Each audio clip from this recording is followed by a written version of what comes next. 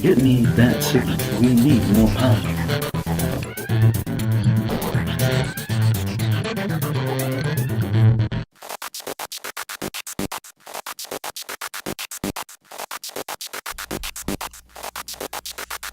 Welcome to another Voice of E board game review.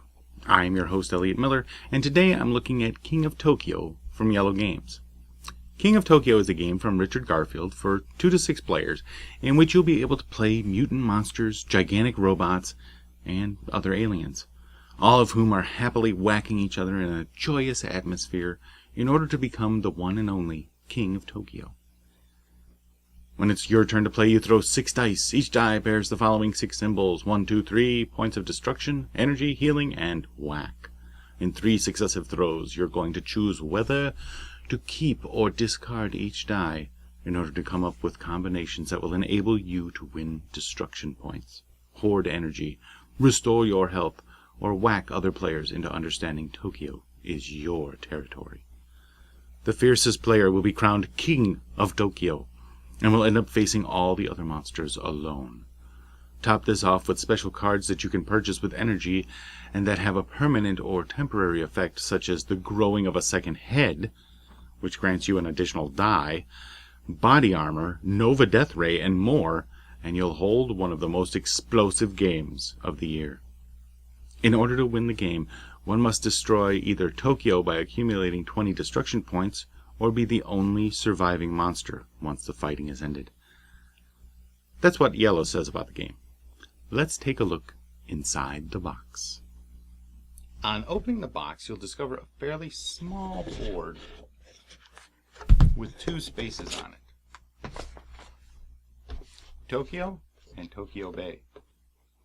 There are 6 monster stand-ups of very thick stock.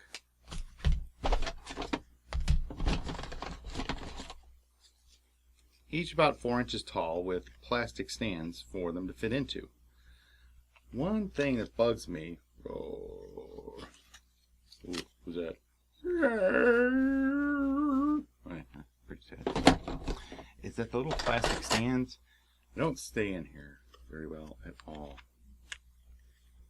So when you pick them up off the board, they just kind of fall out. So that's kind of annoying. The plus side of this is that you don't need to worry about the stands tearing up the bottoms of the tokens, as you do in a lot of other games, but it's really annoying regardless. There's 8 oversized custom dice, 6 black and 2 green.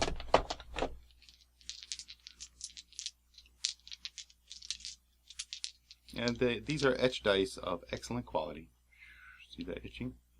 The monsters have their own small boards with dials to track their health and their victory points. They're pre-assembled, so you don't need to worry about snapping these dials on yourself. There's 50 or so tiny green plastic cubes for your monster's energy pool. And note, these are maybe a centimeter square, or about 1/4 of an inch to us Americans. So keep these away from the little kids, as they are a choking hazard. Finally, there's a bunch of cards and some tokens. Cards that make up the rest of the components. Everything fits nicely in its own space in the included insert, and includes finger holes. See? Ooh, nice. So that you can get them back out again easily. The artwork of Benjamin Raynell is great. It's whimsical and cartoonish.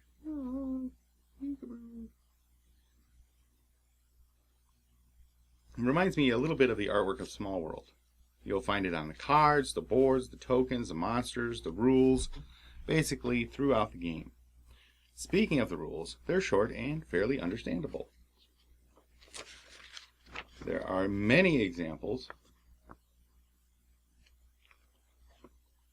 and they do help, as it did take a rereading or two to get the whole gist across of everything. There's really only 3 pages with examples and illustrations, so we were up and running in 10 to 15 minutes after opening the box. The object of the game is to score 20 victory points, or be the last monster alive on the board. What wasn't readily apparent to me is that this is a King of the Hill type game, all of the players start with their monsters off the board outside of Tokyo. Only one monster at a time can be in Tokyo. Actually, in a 5 or 6 player game, 2 monsters can be on the board, one in Tokyo and one in Tokyo Bay. And when a monster on the board does damage, all of the monsters that are not on the board receive that damage. And if a monster that's not on the board does damage, the monsters on the board receive it. Here we have the game all set up for play. Now, if you're in Tokyo and you take damage, you can choose to leave the board, and the monster who chased you out gets to move in, becoming the King of Tokyo. You earn victory points for being the King of Tokyo each turn you're there, but you can't heal yourself, so it gets tough to stay there for more than a couple of turns without being eliminated.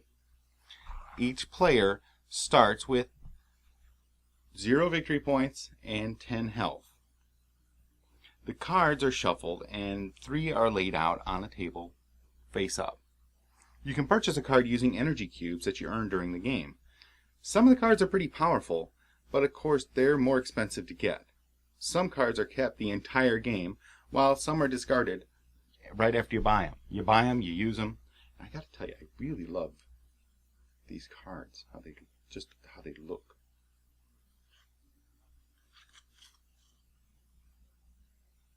You know, it's got some really cool artwork. I like them a lot. Yeah, I'll put that even bigger. And that's how much energy cubes they cost to purchase. To begin with, no monsters in Tokyo at all. The first monster to roll an attack result on their dice moves into Tokyo. See? No attack result. This is an attack result. Moves into Tokyo, and the battle for supremacy is on. Oh, see how the stand falls off there? Okay, so Godzilla, well, Pseudo-Godzilla is now in Tokyo. On your turn, the players roll the 6 black dice. The 2 green dice are bonus dice that you can get from various cards. All of the dice have a 1, 2, or a 3 on them, a heart symbol, a big claw, which represents an attack, and a lightning bolt that represents energy. You get 2 re-rolls of any number of dice after your first roll, even re-rolling some of the ones you saved from the previous roll. It's a bit like Yahtzee. If you roll a number result, you want to get at least 3 of a kind of that number, and then you earn that many victory points. So, for example, if you roll 3 threes, you earn 3 victory points. Each additional 3 that you roll would earn you 1 more victory point.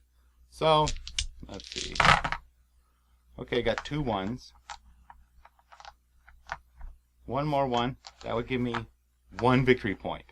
Now if I had another 1, that would give me 2 victory points. Another one would give me 3 victory points, and so on. So the first 3 give you that number, and each additional one gives you 1 additional point. Got it? Good. Each claw that you roll is 1 point of damage that is dealt to the monsters either inside or outside of Tokyo. So, if it's Godzilla's turn, Pseudo-Godzilla, sorry, and he rolls and he does damage to this guy, and this guy, and this guy, because they are still out here in the ocean. Okay? If this guy does damage, he does it only to Pseudo-Godzilla. Gigazor, sorry, he's Gigazor. I can read now. I just learned. It's a great thing. And he does damage to, so if there were 2 monsters here, if one was in Tokyo Bay, like you were playing a 5 or 6 player game, he would do damage to both of them. Each heart that you roll will heal you 1 point of damage. See? As long as you're not in Tokyo, because hearts don't work in Tokyo. So if you're there, you don't heal. Finally, for each lightning bolt you keep, you get to pull 1 energy cube out of the supply. After you resolve your dice, you can spend energy cubes to buy cards. Each time a card is bought, another is drawn from the deck and replaces the one that you just bought. The cards are all pretty self-explanatory and tell you when they can be used. The cards can do many different things, like healing you for a certain number of points, or even giving you an extra die to roll. If you have 20 victory points at the end of your turn, you win. If all the other monsters are dead, you win. If you get attacked while you're in Tokyo and you said, "Hey, I'm dying here, let me out of here," you can leave. But the monster that attacked you is forced to go into Tokyo, and now it's their turn to stay there. But you earned victory points for each turn that you successfully survive in Tokyo, which is nice. And there's lots of other ways to earn victory points. Like from the cards you can earn victory points. As you can see, there is player elimination. If your monster is killed, you're out. So far the games I've played only lasted a few minutes longer once the monster started dying off. So it isn't a big problem really. The games are short, usually about a half hour. Overall, King of Tokyo is a fun game. It's quick, easy to learn, and nicely thematic. I think it would appeal as both a family game and to gamers too, as a fun little filler. The components are top-notch and the artwork is great. It can play up to 6 players, although if you're that 6th player to take a turn, you might already be hurting by the time the dice get to you. Well, thanks for watching. That was another Voice of E board game review of King of Tokyo from Iello Games. Stay tuned for more board game reviews and all kinds of stuff on the Voice of E. Until next time, keep your mind free. Get me that chicken. We need more pound.